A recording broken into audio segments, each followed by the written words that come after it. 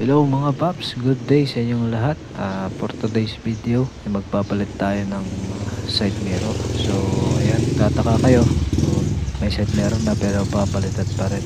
So, ayan, naliliitan kasi ako guys sa kanyang salamin. Kaya papalitan natin guys ng version 2 na Street King. Dahil nagaganda ako doon guys dahil malaki ang salamin niya.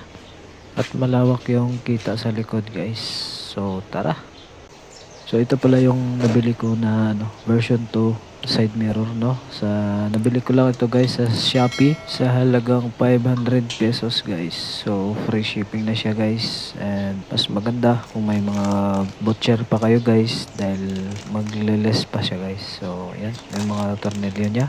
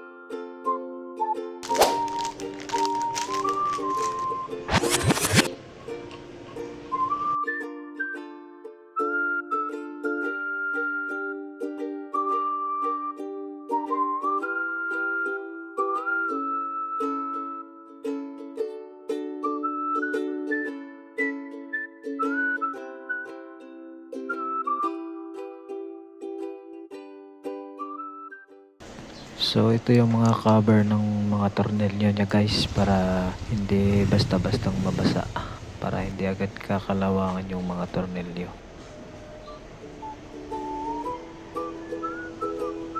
So ganun lang pagkabit guys. So all goods na. So ito na yung tinanggal natin guys. Ito yung pinalitan ko. So okay pa naman siya, kaso lang nalilitan lang ako sa salamin niya, kaya pinalitan ko na lang guys. So ayan, makikita nyo guys, malawak talaga yung, or malapad talaga yung salamin ng Street King guys. So ito na ang final result guys ng ating pinalit. So ayan, bumagay rin. Ganyan lang yung forma dyan sa kabila guys, dahil nababangga siya doon sa sidecar natin. Kaya ganyan yung pagkakalagay ko. Ito, ayan, goods na yan guys. So yun guys, maraming salamat guys sa inyong panonood guys. So kung bago ka pa lang nadalaw sa aking channel guys, huwag nyo naman kalimutan mag-subscribe and mag-like guys. Thank you!